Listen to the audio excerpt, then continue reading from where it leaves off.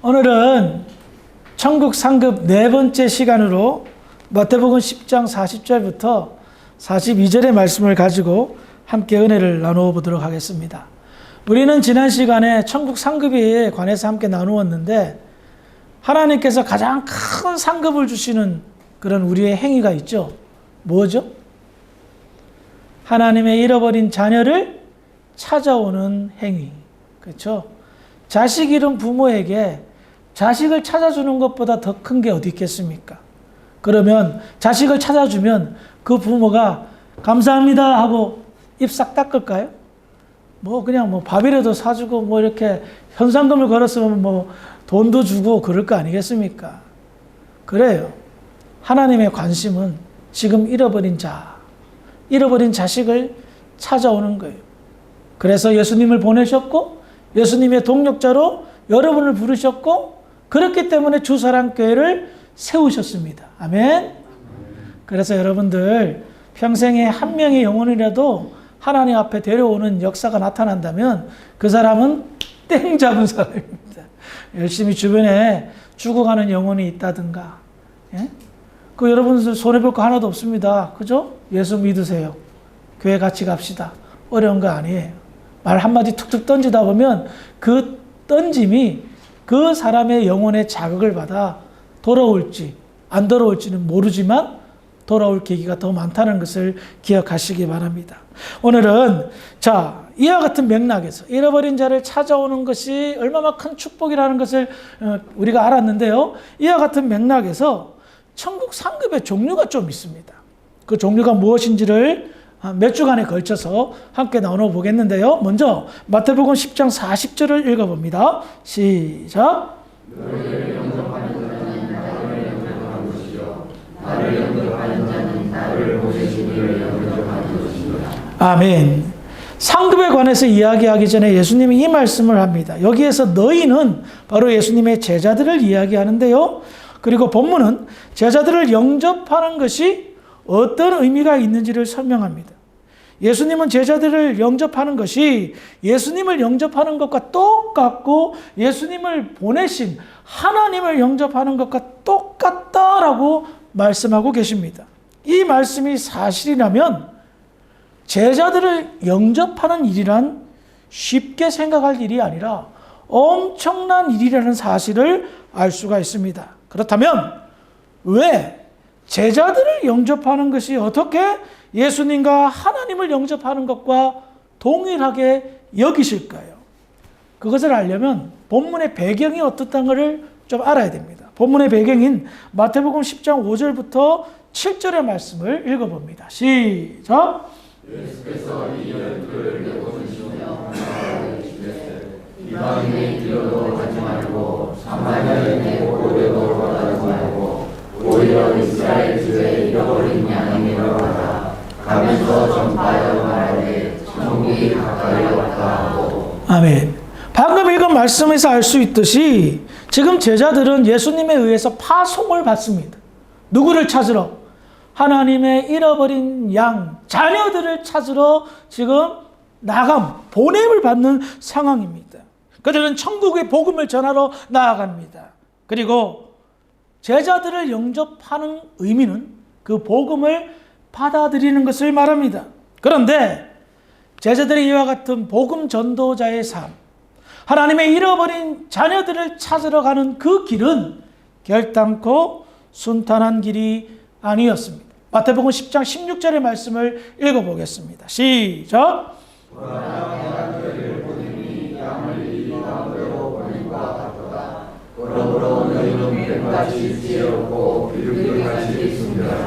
예수님은 사람들이 제자들을 쉽게 영접하지 않을 것을 예고하셨습니다.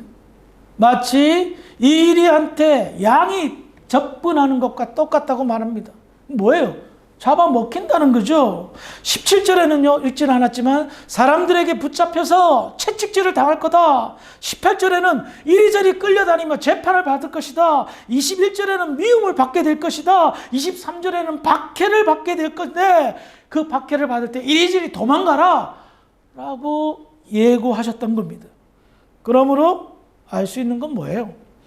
제자들이 하나님의 잃어버린 자녀들을 찾으러 돌아다닐 때에 영접은커녕 온갖 박해와 고난과 힘듦이 그들 앞에 기다리고 있을 것을 말하는 겁니다. 그렇기 때문에 당시의 상황이 그렇기 때문에 제자들을 영접한다는 것은 특별한 일이며, 제자들을 영접하는 일은 바로 예수님을 영접하는 것이고 하나님을 영접하는 것과 동일한 의미인 것을 가르쳐 주셨던 겁니다. 이와 같이 하나님의 잃어버린 자들을 찾는 것은 순탄한 일이 아니었습니다. 어려운 일이었습니다. 힘든 일이었습니다. 그렇기 때문에 보상이, 상급이 뒤따른단 말입니다. 힘든 일을 시켰는데 아무런 보상 없이 힘든 일을 시키냐? 우리 예수님은 그런 몰염치한 사람이 아닙니다. 수고한 만큼 대가가 따를 것이라 말씀하십니다. 그 대가가 뭘까요? 마태복음 10장 41절의 말씀입니다. 시작.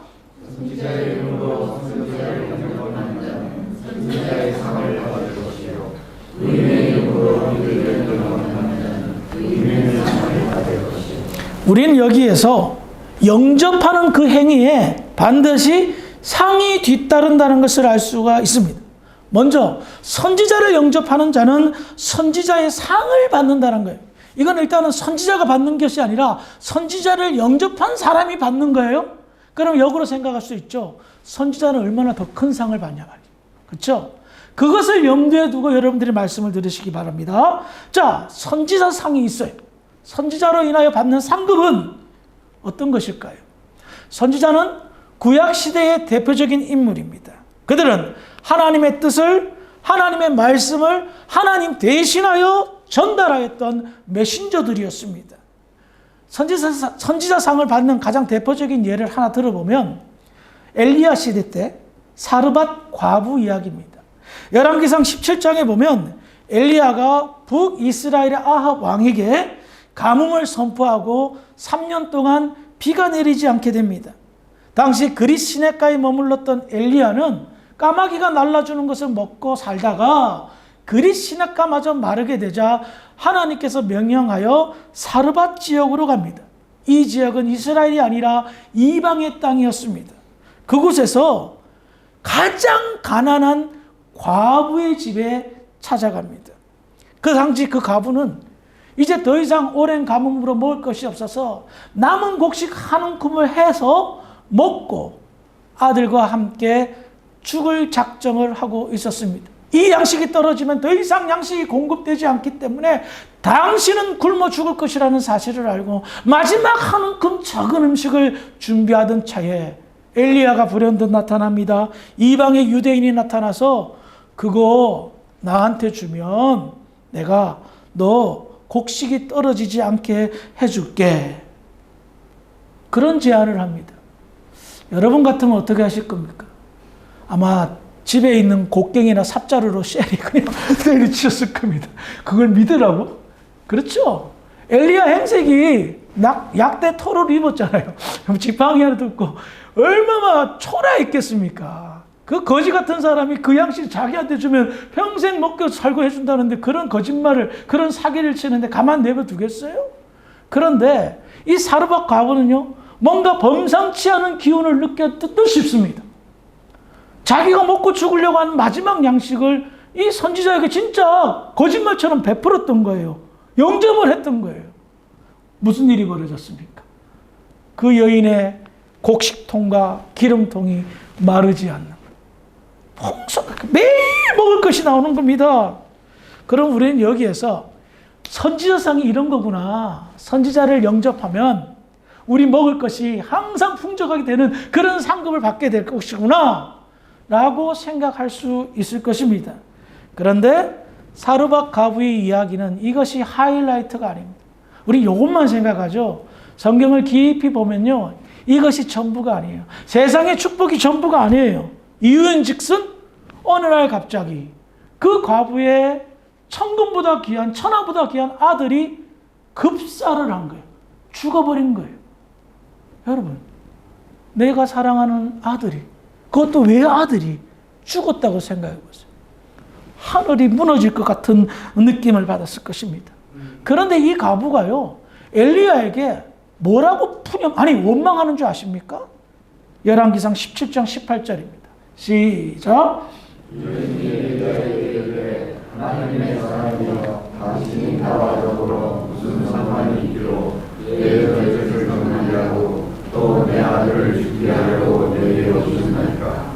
이 말씀이 무슨 의미인 줄 아세요? 과부의 말을 풀이하면 선지자를 영접하였더니 어떤 일이 벌어졌습니까? 하나님을 알게 되었다는 거예요. 그리고 자신의 죄를 알게 되었다라고 말합니다. 이 여인은 인간의 죽음의 원인이 죄 때문이었다는 사실을 말합니다.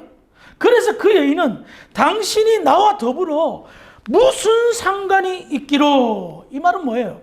나는요 하나님의 자녀도 아니고 하나님을 믿는 사람도 아니고 하나님과 상관이 없는 그런 사람이었는데 당신 때문에 죄를 알게 되었고 인간의 죽음의 이유를 알게 되었어요. 그러면 알아요.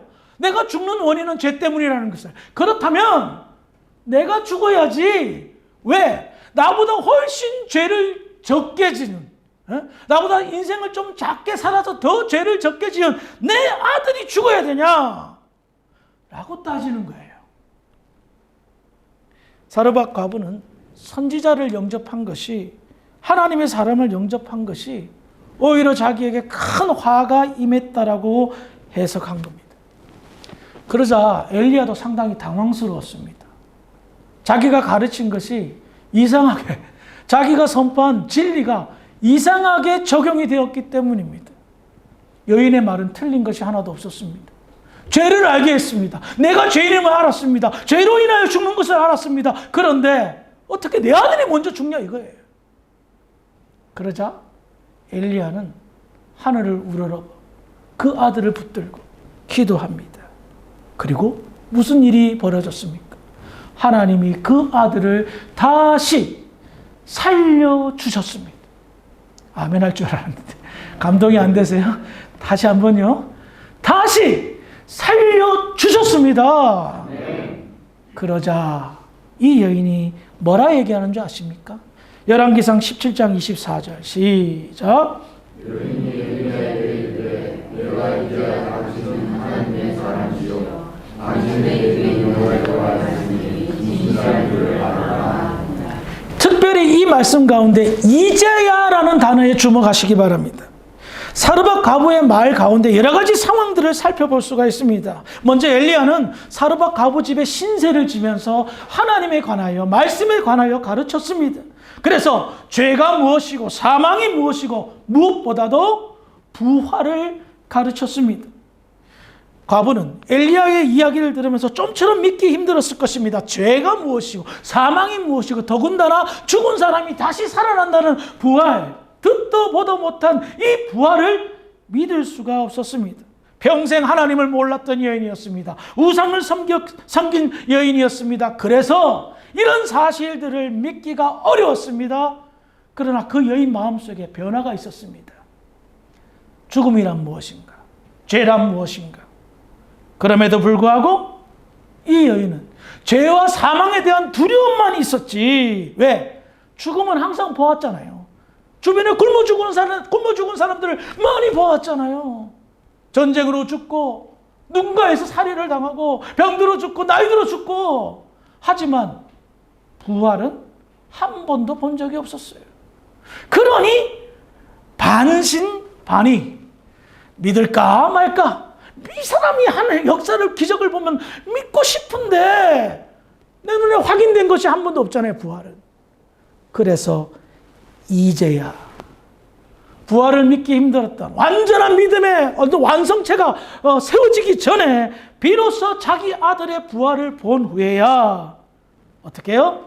이제야 믿을 수 있습니다. 그래서 당신의 입에 있는 여호와의 말씀이 진실한 줄을 아노라 라고 말한 거예요. 이게 누구의 고백이에요? 이스라엘의 사람들이 이야기해요? 유대인이 이야기해요? 제사장과 바리새인이 이야기해요? 아니요. 이방 여인, 그것도 과부, 가난하게 찢어지게 가난해요. 죽을 날을 기다렸던 그런 여인에게 하나님의 선지자가 가서 죄와 사망과 부활을 가르쳤고 부활의 역사를 보여줬던 거예요. 그리고 그 근거가 끊임없이 쏟아져 나오는 기름과 곡식을 통하여 이해를 시켰던 거예요. 이 사건을요, 구약에서 끝났으면 조금 애매했을 텐데 신약에서 다음과 같이 해석합니다. 히브리서 11장 35절입니다. 시작. 여자들은 자기의 죽은 자들을 부활로 받아들이기도 하며 또 어떤 이들은 그것도 부활로 보다하여 심한 고통을 받되 부차의 불려나기를 원하느라 하였습니다. 히브리서 11장은 믿음장이죠. 여기서 나타난 여자들은 누구냐? 바로 사르밧 가부와 열왕기하 4장에 나와 있는 수넴 여인을 말합니다. 이 여인 역시 마찬가지로 아들이 죽었는데 엘리사가 살려줬어요.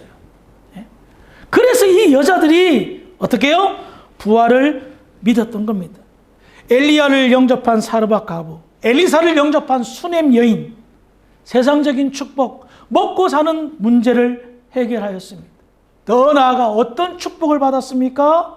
실질적인 복음의 역사, 바로 부활을 통하여, 죽은 자기 자식을 통하여, 아들을 통하여 부활의 약속을 받았다는 겁니다. 누가요? 이방 여인이. 무엇 때문에?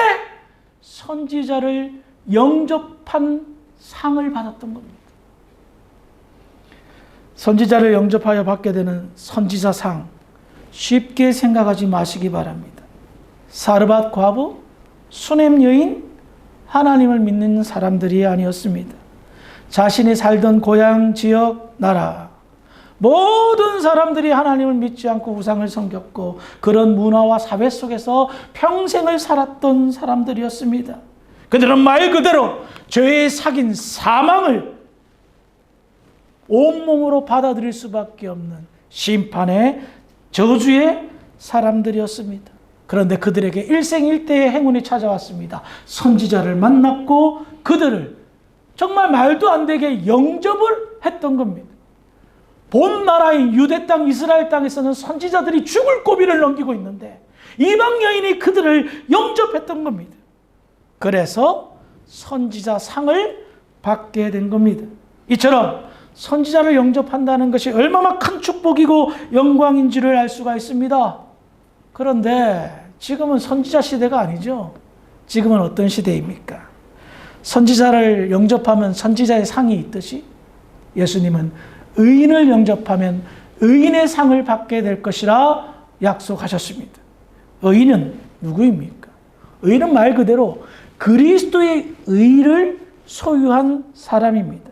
이 사람들은 예수를 영접한 사람일 뿐만 아니라 의인을 영접한다는 것은 즉 복음의 일꾼, 제자들과 같은 그 복음의 일꾼을 영접하는 사람을 영접하는 것을 말합니다.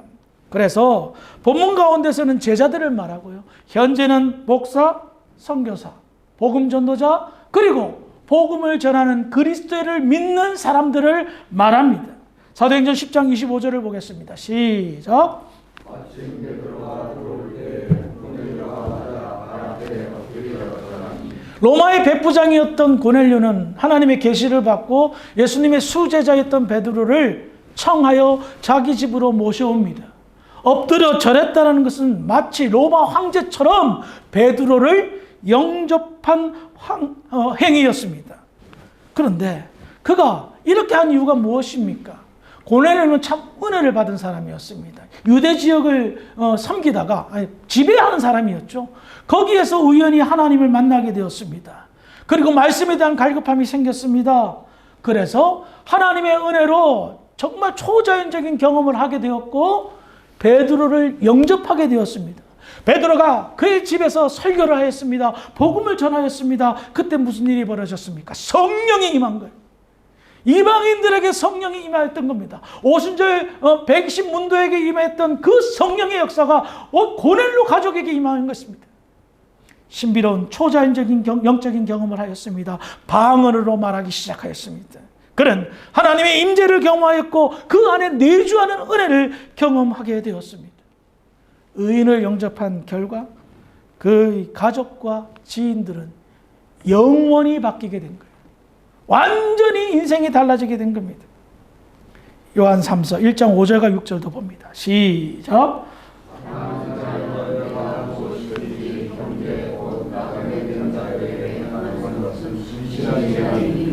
그들이 교회 앞에서 너의 사랑을 증언하느니라. 내가 하나님께 합당하게 그들을 전송하면 좋으리라. 요한 3서는 사도 요한이 가이오 장로님에게 보낸 개인 서신서입니다. 개인적으로 내 영혼이 잘된 것 같이 범사에 잘되기를 내가 구하노라 라는 그 말씀이 있는 성경인데요. 개인적으로는 가이오 장로님을 되게 좀 좋아합니다. 가이오 장로님은 당시 초대교회 존경받고 사랑받는 장로님이었습니다. 이분이 잘하는 것이 하나 있었는데요. 그게 뭐냐면 나그네를 영접하는 것을 잘했어요. 여기서 나그네는 당시 교회는 목사나 선교사님들이 드물었습니다. 그래서 순회 전도자가 교회를 순회하면서 말씀을 전하고 했어요. 그때에 순회 전도자인 나그네들이 오면 이 가이오 장로님은 두 팔을 벗고 그들을 섬겼던 겁니다. 그런데 보세요. 방금 읽은 6절의 표현 나와 있죠? 한번 읽어볼까요? 시작.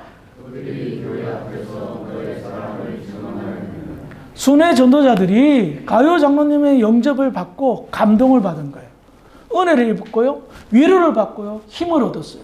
그래서 다른 교회 갈 때마다 가이오 장로님을 이야기하는 겁니다. 그런데 보십시다. 보통은 이게 그들이 교회 앞에서 너의 사랑을 칭찬하였느니라. 이게 문맥상 맞지 않아요? 그런데 뭐라고 말합니까? 증언한다라고 말합니다.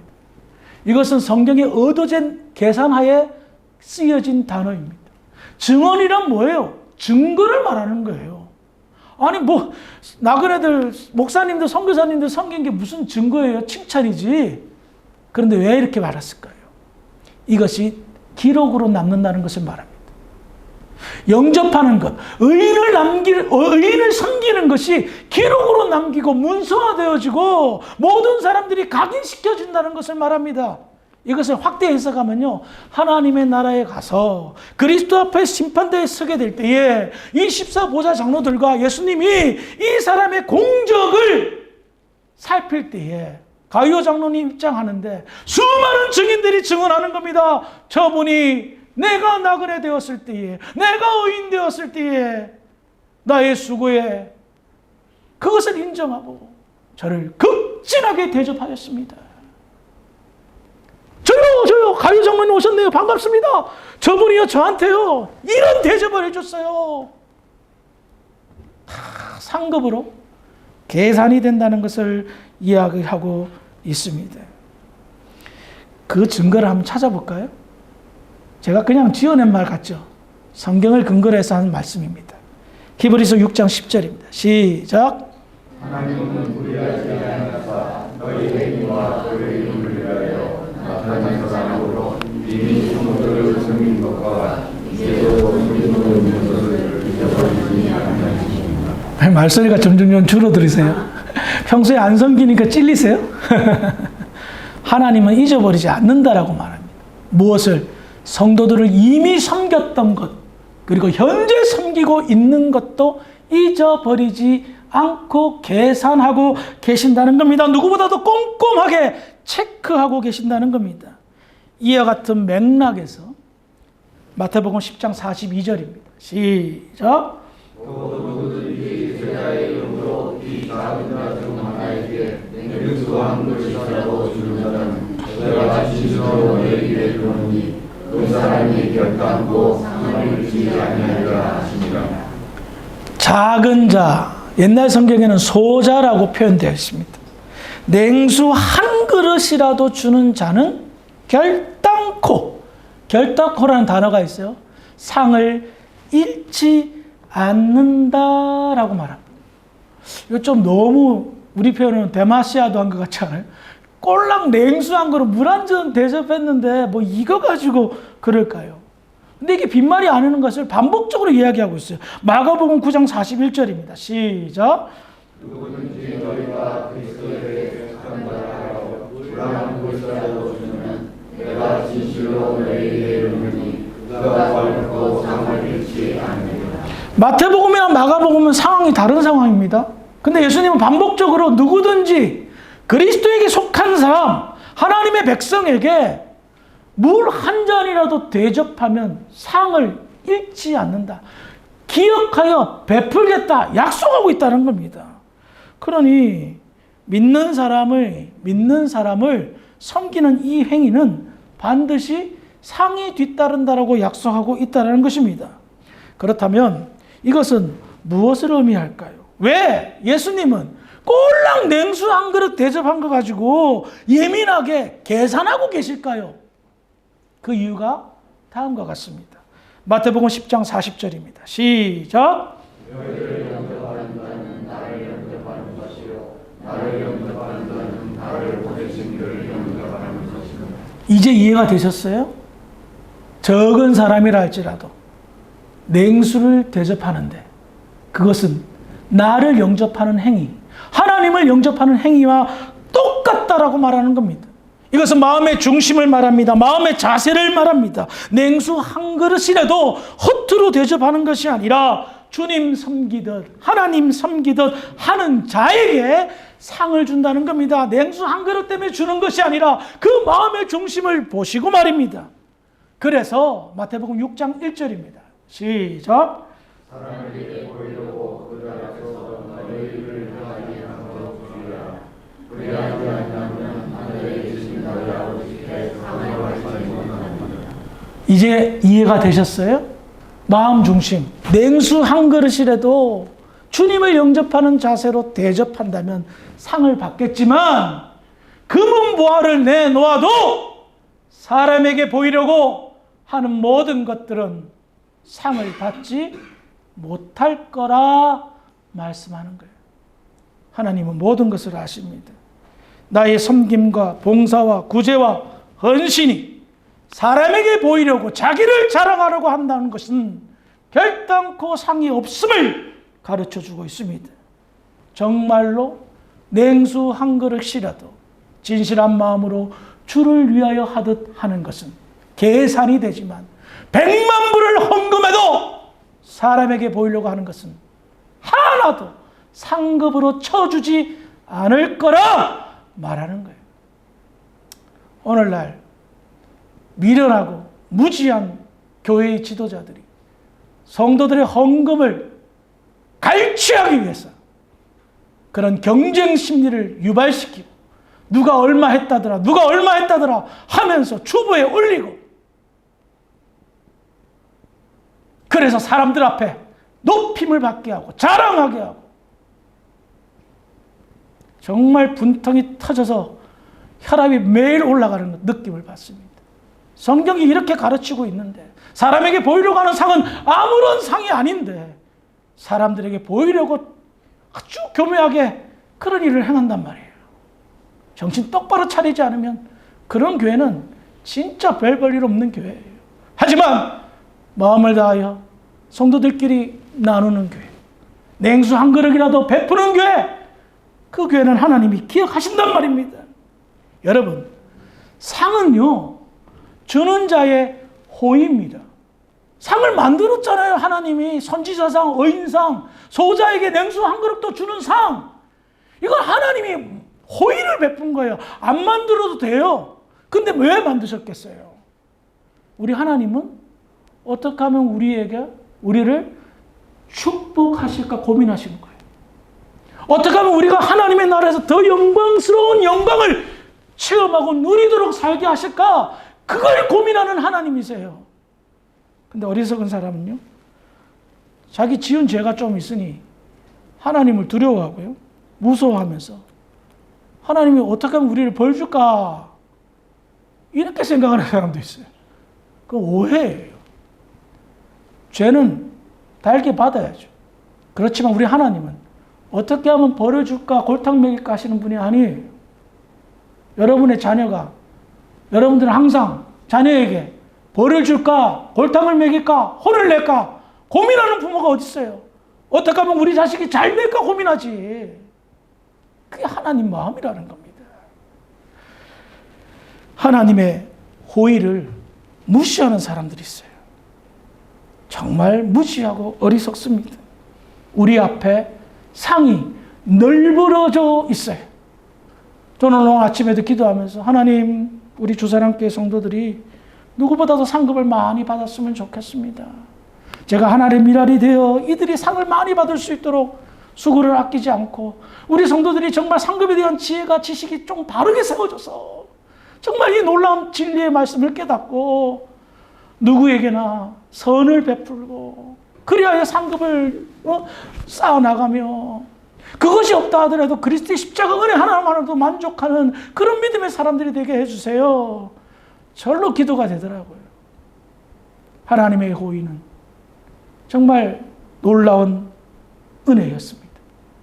널려있는 상급들이 우리 눈에 보이는데 왜 그것을 주워 담지 못합니까?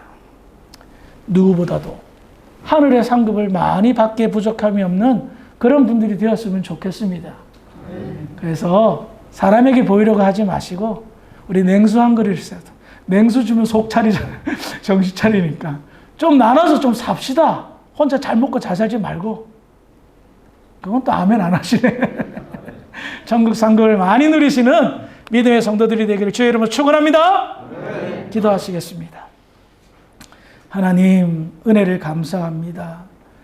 적은 소자에게도 냉수 한 그릇 대접하는 것이 하늘의 상급이 있다는 그 놀라운 진리를 깨닫게 되었습니다. 사람에게 보이려고 하는 것이 아니라 주님을 영접하듯 하나님을 영접하듯 진실한 믿음 생활할 수 있는, 그래서 하늘의 상급을 많이 쌓는 지혜로운 우리 주사랑교회 모든 성도들 되게 하여 주시옵소서. 감사하며 예수님의 이름으로 기도합니다. 아멘.